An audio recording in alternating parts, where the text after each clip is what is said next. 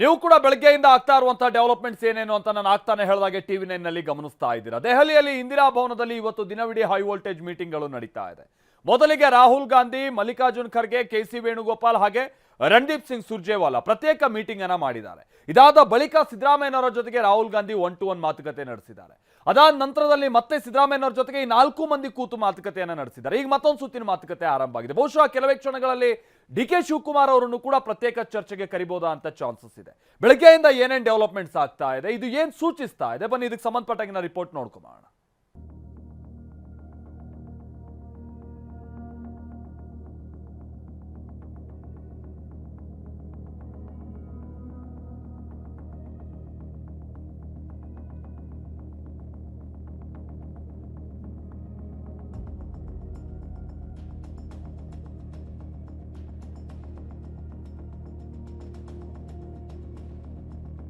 ಇಡೀ ಕರ್ನಾಟಕ ಸರ್ಕಾರವೇ ದೆಹಲಿಯಲ್ಲಿ ಬೀಡು ಬಿಟ್ಟಿದೆ. ಕಾಂಗ್ರೆಸ್ ಪಾಳೆಯದಲ್ಲಿ ಕ್ಷಣ ಕ್ಷಣಕ್ಕೂ ಟೆನ್ಷನ್ ಹೆಚ್ಚಾಗ್ತಿದೆ. ಸಚಿವರು, ಶಾಸಕರಲ್ಲಿ ತಳಮಳ ಹೆಚ್ಚುತ್ತಾ ಇದೆ. ಇದಕ್ಕೆಲ್ಲ ಕಾರಣ ದೆಹಲಿಯಲ್ಲಿ ನಡೀತಿರೋ ಹೈಕಮಾಂಡ್ನ ಹೈ ವೋಲ್ಟೇಜ್ ಮೀಟಿಂಗ್.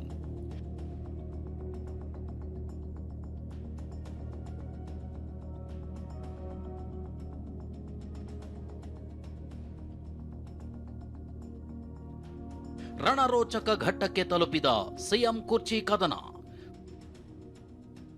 ದೆಹಲಿ ಅಂಗಳದಲ್ಲಿ ಕುರ್ಚಿ ಆಟದ ಫೈನಲ್ ಹಣಾಹಣಿ. ಸಿದ್ದರಾಮಯ್ಯ ಜೊತೆ ರಾಹುಲ್ 1-to-1 ಮಾತುಕತೆ. ಇಂದಿರಾ ಭವನದಲ್ಲಿ ಹೈಕಮಾಂಡ್ ಸಭೆ ಮೇಲೆ ಸಭೆ. ಇದೊಂದು ಫೋಟೋ ನೋಡಿ. ದೆಹಲಿಯ ಇಂದಿರಾ ಭವನದಲ್ಲಿ ಯಾವ ರೀತಿ ಸಿಎಂ ಮತ್ತು ಡಿಸಿಎಂ ನಗ್ನಗ್ತಾ ಮಾತಾಡ್ತಿದ್ದಾರೆ ಅಂತ. ಆದ್ರೆ ಮೇಲ್ನೋಟಕ್ಕೆ ಇಬ್ಬರು ನಾಯಕರು ಕೂಲ್ ಆಗಿ ಕುಳಿತಿದ್ರು. ಒಳಗ ಮಾತ್ರ ಇಬ್ಬರ ಮನಸ್ಸಿನಲ್ಲೂ ಕುರ್ಚಿ ಬೇಗುದಿ ಬೇಯ್ತಾ ಇದೆ. ಹೌದು, ರಾಜ್ಯ ಕಾಂಗ್ರೆಸ್ ಪಾಳೆಯದ ಕುರ್ಚಿ ಆಟ ಈಗ ಫೈನಲ್ ಹಂತಕ್ಕೆ ತಲುಪಿದೆ. ಕಳೆದ ಹಲವು ದಿನಗಳಿಂದ ನಡೀತಿರೋ ಪಟ್ಟದ ಜಟಾಪಟಿ ಈಗ ರೋಚಕ ಘಟ್ಟಕ್ಕೆ ತಲುಪಿದೆ. ಸಿಎಂ ಸಿದ್ದರಾಮಯ್ಯ ಮತ್ತು ಡಿಸಿಎಂ ಡಿಕೆಶಿಗೆ ಬುಲಾವ್ ನೀಡಿ ದೆಹಲಿಗೆ ಕರೆಸಿಕೊಂಡಿರೋ ಕಾಂಗ್ರೆಸ್ ಹೈಕಮಾಂಡ್ ಇಂದು ಎಐಸಿಸಿ ಕೇಂದ್ರ ಕಚೇರಿ ಇಂದಿರಾ ಭವನದಲ್ಲಿ ಗಂಭೀರ ಸಮಾಲೋಚನೆ ನಡೆಸಿದೆ. ರಾಹುಲ್ ಗಾಂಧಿ ಒಬ್ಬರೇ ಸಿಎಂ ಸಿದ್ದರಾಮಯ್ಯರ ಜೊತೆ 1-to-1 ಮಾತುಕತೆ ನಡೆಸಿದ್ದು ಕುತೂಹಲ ಕೆರಳಿಸಿದೆ. ಹಾಗಿದ್ರೆ ಬೆಳಗ್ಗೆಯಿಂದ ಏನೇನಾಯ್ತು, ಏನೆಲ್ಲ ಚರ್ಚೆ ನಡೀತು ಅನ್ನೋದರ ಪಿನ್ ಟು ಪಿನ್ ಡೀಟೇಲ್ಸ್ ತೋರಿಸ್ತೀವಿ ನೋಡಿ.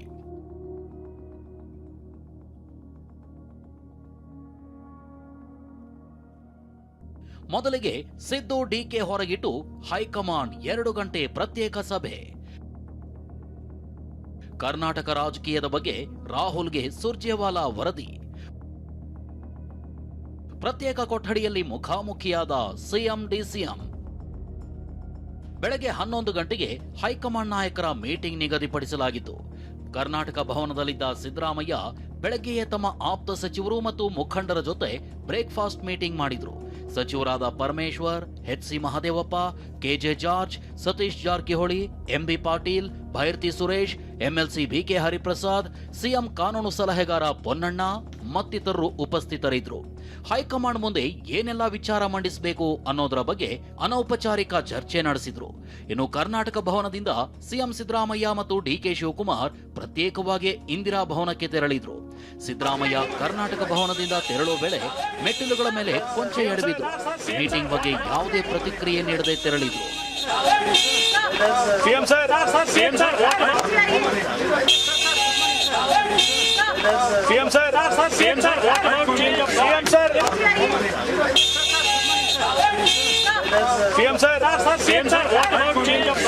ಮತ್ತೊಂದೆಡೆ ಡಿಕೆಶಿ ಪ್ರತ್ಯೇಕವಾಗಿ ಕರ್ನಾಟಕ ಭವನದಿಂದ ಇಂದಿರಾ ಭವನಕ್ಕೆ ತೆರಳಿದ್ರು. ಆದರೆ ಸಭೆ ಬಗ್ಗೆ ಯಾವುದೇ ಪ್ರತಿಕ್ರಿಯೆ ನೀಡದೆ ಎಲ್ಲದಕ್ಕೂ ನಗುವಿನ ಮೂಲಕ ಉತ್ತರ ಕೊಟ್ರು. Sir, today's big meeting, you are going to take part, sir. Why did you come here? This is my. What could be the agenda, sir? Are you looking for a possible leadership change, sir? I'm going to Karnataka. Admitted. Are you looking for a possible leadership change? Sir, are you going to be the CM, sir? Sir, sir, Sir, what about the Sir, sir, power sir, sharing sir. formula? sir, Sir, are you still hopeful Sir, of the are you power going to sharing the- formula? are you going to be the next CM, sir, of Karnataka? Sir, you are smiling, sir. Sir, sir.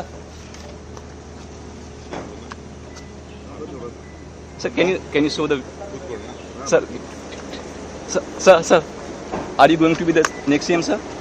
Sir, say yes, sir. Sir. AICC ಕೇಂದ್ರ ಕಚೇರಿಗೆ ತೆರಳುತ್ತಾ ಇದ್ದಂತೆ ಸಿದ್ದರಾಮಯ್ಯ ವೇಣುಗೋಪಾಲ್ ಜೊತೆ ಹಸ್ತಲಾಘವ ಮಾಡಿದ್ರು.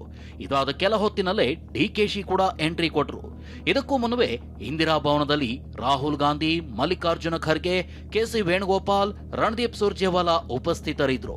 ಬೆಳಗ್ಗೆ 11:30ಕ್ಕೆ ಶುರುವಾದ ಸಭೆಯಲ್ಲಿ ಮೊದಲಿಗೆ ಹೈಕಮಾಂಡ್ನ 4 ನಾಯಕರು ಸಿಎಂ ಮತ್ತು ಡಿಸಿಎಂ ಜೊತೆ ಮಾತುಕತೆ ನಡೆಸಲಿಲ್ಲ. ಬದಲಿಗೆ ತಾವೇ ಪ್ರತ್ಯೇಕ ಕೊಠಡಿಯಲ್ಲಿ ಕುಳಿತು ಸುಮಾರು 2 ಗಂಟೆ ಕಾಲ ಮಾತುಕತೆ ನಡೆಸಿದ್ರು. ಕರ್ನಾಟಕ ರಾಜಕೀಯ ಬೆಳವಣಿಗೆಗಳ ಬಗ್ಗೆ ರಾಹುಲ್ಗೆ ಸುರ್ಜೇವಾಲಾ ವರದಿ ನೀಡಿದ್ರು ಎನ್ನಲಾಗಿದೆ. ಮತ್ತೊಂದೆಡೆ ಸಿದ್ದರಾಮಯ್ಯ ಮತ್ತು ಡಿಕೆಶಿ ಇಬ್ರು ಪ್ರತ್ಯೇಕ ಕೊಠಡಿಯಲ್ಲಿ ಕುಳಿತಿದ್ರು. ಹೊರಗಡೆ ಪ್ರತ್ಯೇಕವಾಗಿ ಬಂದ ಸಿಎಂ ಡಿಸಿಎಂ ಇಂದಿರಾ ಭವನದಲ್ಲಿ ಮುಖಾಮುಖಿಯಾಗಿದ್ರು.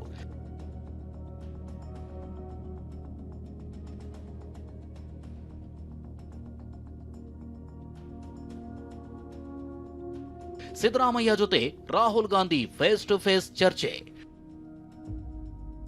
ಅರ್ಧ ಗಂಟೆಗೂ ಹೆಚ್ಚು ಕಾಲ ಸಿದ್ದರಾಮಯ್ಯ ಜೊತೆ ರಾಹುಲ್ ಚರ್ಚೆ.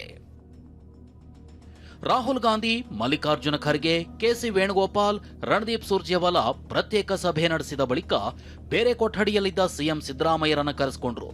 ಅಚ್ಚರಿ ಅಂದ್ರೆ ಸಿದ್ದರಾಮಯ್ಯ ಜೊತೆ ರಾಹುಲ್ ಗಾಂಧಿ ಒಬ್ರೇ 30 ನಿಮಿಷಕ್ಕೂ ಹೆಚ್ಚು ಕಾಲ ರಹಸ್ಯವಾಗಿ ಕ್ಲೋಸ್ ಡೋರ್ ಚರ್ಚೆ ನಡೆಸಿದ್ರು. ರಾಹುಲ್ ಗಾಂಧಿ ಮುಂದೆ ಸಿದ್ದರಾಮಯ್ಯ ತಮ್ಮ ವಾದ ಮಂಡಿಸಿದ್ದು ರಾಜಕೀಯ ಸಾಧ್ಯತೆಗಳ ಬಗ್ಗೆ ಚರ್ಚಿಸಿದ್ರು. ಸಿದ್ದರಾಮಯ್ಯ ಅಭಿಪ್ರಾಯ ಆಲಿಸಿ ರಾಹುಲ್ ಗಾಂಧಿ ತಮ್ಮದೇ ಸೂತ್ರವನ್ನ ಮುಂದಿಟ್ಟಿದ್ದಾರೆ ಎನ್ನಲಾಗಿದೆ. ಡಿಸಿಎಂ ಡಿಕೆಶಿ ಜೊತೆಗೂ ರಾಹುಲ್ ಗಾಂಧಿ ಪ್ರತ್ಯೇಕ ಮಾತುಕತೆ. ಸಿಎಂ ಸಿದ್ದರಾಮಯ್ಯ ಜೊತೆ 1-to-1 ಮಾತುಕತೆ ನಡೆಸಿದ ರಾಹುಲ್ ಗಾಂಧಿ ನಂತರ ಊಟಕ್ಕಾಗಿ ತಮ್ಮ ಮನೆಗೆ ತೆರಳಿದ್ರು.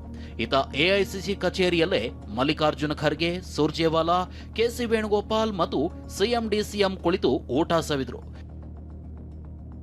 ನಾಯಕತ್ವ ಜೊತೆ ಸಂಪುಟ ಪುನಾರಚನೆಯು ಚರ್ಚೆ ಆಯ್ತಾ?